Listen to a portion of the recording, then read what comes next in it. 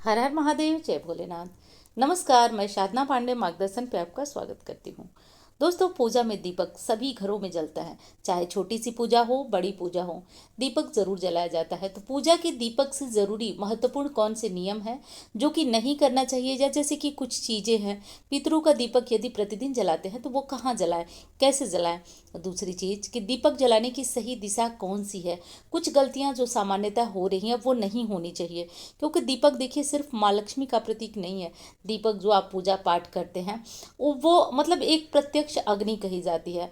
वो अग्नि जिसको कि देवताओं का वरदान है कि वो देवताओं तक आपके द्वारा दिया गया भोग, नैवेद्य या फिर मंत्र इत्यादि ले जाकर पहुंचाती है। तो वो दीपक सही दिशा में सही तरीके से यदि जले तो हमारी पूजा पाठ पूर्ण हो जाता है।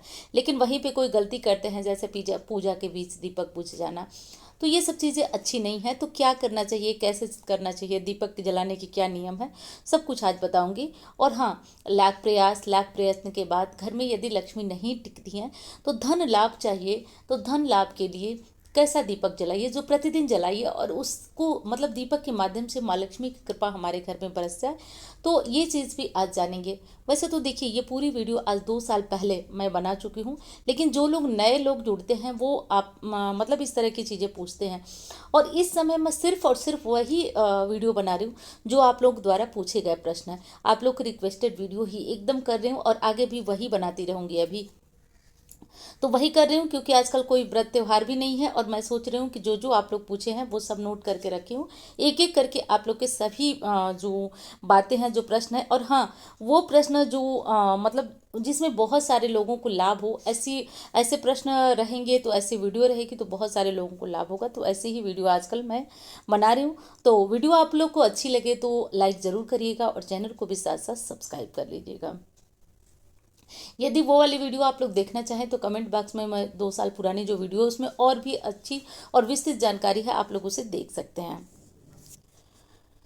देखिए, सबसे पहली चीज़ मैं बताती हूँ कि पूजा में प्रतिदिन सुबह में भी एक दीपक जलाया करिए। जैसे कि एक क्वेश्चन था कि क्या सुबह में भी दीपक जलाना चाहिए।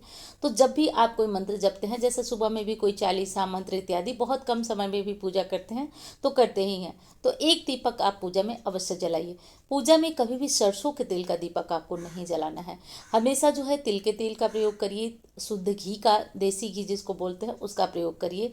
तिल के तेल का प्रयोग करिए, लेकिन सरसों के तेल का प्रयोग नहीं किया जाता है। सरसों के तेल का प्रयोग सिर्फ शनिदेव की पूजा में, भैरव जी की पूजा में होता है, या फिर शनि से जुड़े हुए कोई उपाय करते हैं तो उनमें होता है।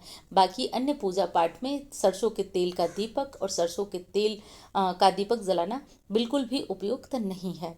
अब दूसरी चीज कि जो मेन डोर पे हम दीपक जलाते हैं, क्या वो सरसों के तेल का जला सकते हैं। देखिए, उपाय के तौर पे मैंने इससे पहले वीडियो में आपको बताया कि सरसों के तेल का दीपक जलाने से क्या होता है। अब उपाय के तौर पे आप कर रहे हैं, अति उत्तम, करिए, छोड़िए तो बिल्कुल भी नहीं। लेकिन आप सामान्यतया भी चाहते हैं कि सरसों के तेल का दीपक मेन गेट पे जलाया जा सकता है, तो जी हाँ, बिल्कुल जलाया जा सकता है, लेकिन सिर्फ मुख्य द्वार पे, घर के मंदिर में नहीं, तुलसी के पास नहीं। यदि आप शिवलिंग रखे हैं बाहर कहीं, केले के पेड़ के पास, कहीं नहीं जला सकते, सिर्फ समी के पेड़ के पास और मेन डोर पे जलाइए, पीपल के पास जलाइए, शनि की पूजा में जलाइए। बाकी स्थानों पे मत जलाइए सरसों के तेल का, विशेषकर अपने घर के मंदिर में या भी किसी भी मंदिर में मत जलाइए, शनि मंदिर को छोड़ करके। ये बात आपकी बिल्कुल स्पष्ट हो गई। अब चलिए एक चीज़ और बता देती हूँ आपको कि पितरों का दीपक यदि हर दिन जलाते हैं तो वो कहाँ जलाना चाहिए।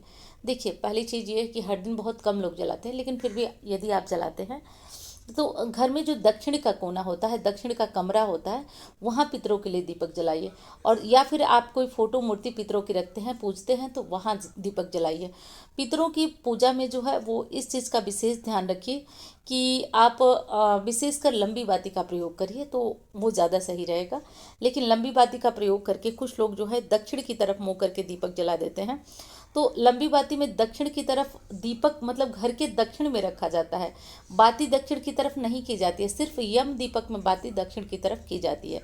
देखिए, आप लोग पूछे हैं कि दीदी आप बताइए कि ये कैसे होगा, क्योंकि ये चीज़ें बहुत सारी हम लोग सुन रहे हैं। तो देखिए, मैं आपको अपने ज्ञान अनुसार और अपने जो बड़े बुजुर्गों द्वारा मैं सीखी हूँ वो बता रही हूँ। यदि आपके यहाँ कोई ऐसा नियम है कि दक्षिण की तरफ दीपक की लौ रखी जाती है तो आप वो भी कर सकते हैं। लेकिन मैं क्या करती हूँ, मेरे अनुसार क्या सही है वो मैं आपको बता रही हूँ।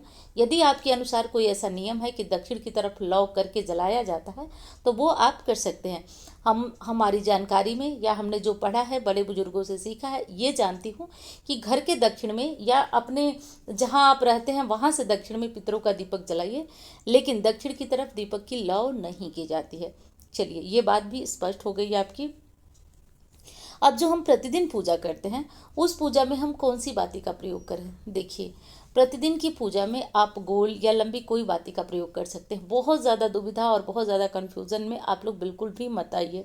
हाँ, दिवाली पूजा में लंबी बाती का प्रयोग होता है, बाकी अन्य पूजा में कोई बहुत ज़्यादा डिस्टर्ब होने वाली बात नहीं है। लेकिन फिर भी आप लोगों के प्रश्न है तो मैं इतना बता दूं कि देवी पूजा में यदि लंबी बाती का प्रयोग कर लेते हैं, विशेषकर देवी लक्ष्मी की पूजा में लंबी बाती का प्रयोग करते हैं, तो वो श्रेष्ठ होता है।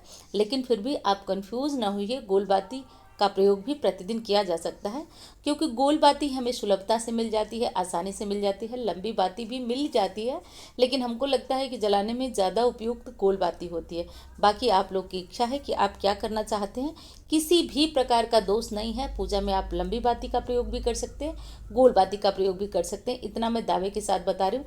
आजकल एक चीज़ चल गई है, यूट्यूब पे ही नहीं, ऐसे सामान्य में हर कोई ज्ञानी बनने के चक्कर में कुछ भी बता देता है, और आम जनता जो कि सीधे साधे लोग हैं वो हर मतलब बहुत डिस्टर्ब हो रहे हैं। तो बहुत परेशान मत होइए आप लोग, सामान्य जो नियम है सब उसको बस ध्यान रखिए और सामान्य चीज़ों पे ही अपना फोकस रखिए, बस दिल से भगवान को मानिएगा दोस्तों। और हाँ, वीडियो कैसी लगी बताइएगा ज़रूर। इंस्टाग्राम फेसबुक मुझे फॉलो करना चाहें तो कर सकते हैं, और जो नंबर देख रहे हैं इस पर मुझसे कुंडली दिखाना हो तो संपर्क कर सकते हैं। अब देखिए, एक चीज़ आपको और बता देती हूँ। बहुत सारे लोगों का फ़ोन आता है कि दीदी कोई ऐसा उपाय बताइए जिससे हम बहुत पूजा पाठ नहीं कर पाते हैं, क्योंकि सामान्यतया सही भी है। मैं मानती हूँ, क्योंकि अधिकांशतः लोग जब एक ही बात आपसे कहते हैं बात करने के दौरान कि मैं ज़्यादा पूजा पाठ नहीं कर पाती या कर पाता हूँ, तो उसकी एक बात तो सत्य है, क्योंकि लोग अपनी आजीविका मतलब धन कमाने के चक्कर में, नौकरी ऑफिस व्यवसाय जाने के चक्कर में बहुत टाइम नहीं है, लेकिन उनके ऊपर कर्ज है तो वो कैसे उतरे, उनके घर में धन कैसे टिके। तो चलिए अब हम वो बात कर लेते हैं। तो देखिए, आप जो शाम का दीपक जलाती हैं, बार बार कही हूँ, उस दीपक में आप मंदिर में या फिर मेन डोर पे थोड़ा सा आप इत्र डाला करिए, या फिर लौंग वाला जो मैं दीपक वाला उपाय बता चुकी हूँ वो उपाय आप हमेशा के लिए करें। अच्छा, कुछ लोग पूछे थे कि दीदी वो उपाय कब तक करना है। तो देखिए, जब आप ये संतुष्ट हो जाइए कि अब सामान्यतया आपके घर में धन आना शुरू हो चुका है और सामान्यतः आपके कर्जे उतरने शुरू हो गए हैं, तो आप उस उपाय को छोड़ सकती हैं। बाकी उस उपाय को करते रहेंगे तो कोई बड़ा काम नहीं है, आपका जीवन में धन की समस्या बिल्कुल नहीं आएगी, तो ये काम करते रहिए।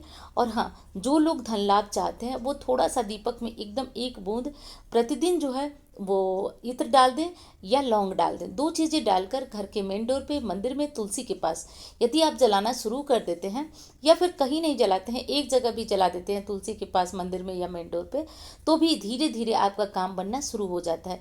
क्योंकि सारी चीज़ों में एक कारण है। जैसे इत्र शुक्र को प्रभावित करता है। शुक्र क्या करते हैं, जीवन में वैभव लाते हैं, और वैभव तो तभी आएगा ना जब आपके पास धन होगा, संपत्ति होगी, तो ही आप अपने जीवन में सुख सुविधा के साधनों का बढ़ा सकते हैं, सुख सुविधा से जी सकते हैं। तो बस ये चीज़ आपको ध्यान रखना है। लौंग की बात करूं तो लौंग हर तंत्र क्रिया में प्रयोग होती है। कारण बस यही है कि लौंग में जबरदस्त आकर्षण शक्ति होती है। वो धन को, जिस चीज़ की कल्पना करके, धन को, व्यक्ति को, या जिस चीज़ की कल्पना करके उसका प्रयोग किया जाता है उसमें वृद्धि होती है। तो बस लौंग की ये शक्ति आपको मिलती रहे, इसके लिए दीपक में लौंग डाल करके जलाया करिए, बहुत महत्वपूर्ण है। तो लौंग और दीपक ये चीज और केसर डालकर भी जलाया जाता है, क्योंकि गुरु मजबूत होते हैं तो भी हमारे जीवन में सुख समृद्धि आती है, मान सम्मान वैभव आता है। तो ये सारे काम आप करते रहिए। इसमें से कोई भी चीज़ जो आपको समझ में आए वो वाला दीपक आप जलाते रहिएगा। अच्छा, एक गलती और है जो कि पूजा करने में, दीपक जलाने में हमसे हो जाती है। देखिए, मैं बार बार आपको कह रही हूँ, गांठ बांध लीजिए। जब कोई महत्वपूर्ण मंत्र का जप आप करने जा रहे हैं, या फिर कोई चालीसा पढ़ रहे हैं, कोई पाठ कर रहे हैं आप, और उस बीच आपका दीपक भग भग करके बार बार बंद हो जाता है, तो सावधान रहिए, कहीं ना कहीं हमसे गलती होती है। क्योंकि दीपक का ये प्रभाव होता है, मैंने बताया शुरू में, कि वो आपके द्वारा किए गए जप का, पाठ का पुण्य फल आपको दिलाए। और पुण्य फल तो तभी मिलेगा ना जब आपकी पूजा, आपका मंत्र, आपका पाठ देवताओं तक पहुंचेगा। और ये कार्य अग्नि को दिया गया है। अग्नि तभी पहुंचाएगी जब पूर्ण तरीके से आपकी पूजा या दीपक के दौरान वो उपस्थित रहेंगी। और दीपक का बार बार बंद होना, ये चीज़ सही नहीं है। तो जब आप कोई पाठ करते हैं, पूजा करते हैं, तो एक काम करिए, अग्नि मतलब दीपक में पर्याप्त इतना तेल भर लीजिए कि बीच में ना ठंडा हो। एक क्वेश्चन था, और बहुत सारे लोग इसमें भी हमसे पूछते हैं, जैसे कि फ़ोन पे उनसे हमारी बात होती है। तो दीदी, मैं जब भी सुंदरकांड पढ़ने बैठती हूँ तो हमारा दीपक जल्दी से, मतलब भग भग करके तेल रहेगा फिर भी बंद हो जाएगा। तो थोड़ा सा ये चीज़ ध्यान रखिए, सही नहीं है बीच में बंद हो जाना दीपक का। तो ये चीज़ आप लोग ध्यान रखिए। दीपक को पहले से तेल देखिए, बाती देखिए, कहीं उसमें पानी तो नहीं है, ये सब सावधानी रखिए। फिर जा कर के आप पूजा और पाठ प्रारंभ करिए। कभी भी दीपक बीच में नहीं बुझना चाहिए। एक बार कभी हो गई तो ठीक है, लेकिन बार बार ये चीज़ें यदि होने लगी तो थोड़ा सा सतर्क और सावधान रहने की आवश्यकता है। दूसरी चीज़ है दोस्तों कि जो आप पीपल के पास दीपक जलाते हैं, बहुत लोग पूछते हैं दीदी क्या किया जाए। शनि देव के लिए जो दीपक हम पीपल के पास जलाते हैं उसमें क्या किया जाए, गोल बत्ती रखें या फिर लंबी बाती रखें। तो ये चीज़ आपको मैं बता दूं कि पीपल के पास बहुतायत लोग लंबी बाती का प्रयोग करते हैं। कारण भी है, कारण क्योंकि शनि देव के साथ साथ हम लक्ष्मी कृपा भी चाहते हैं। तो पीपल के पास जो दीपक आप जलाते हैं, लंबी बाती डालिए। गोल बाती भी डालते हैं तो कोई दिक्कत वाली बात नहीं है, डाल दीजिए।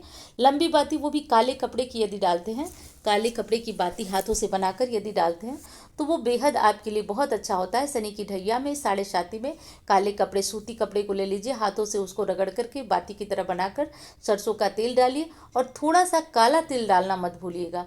काला तिल डालकर, सरसों का तेल डालकर उस बाती को जलाया जाता है।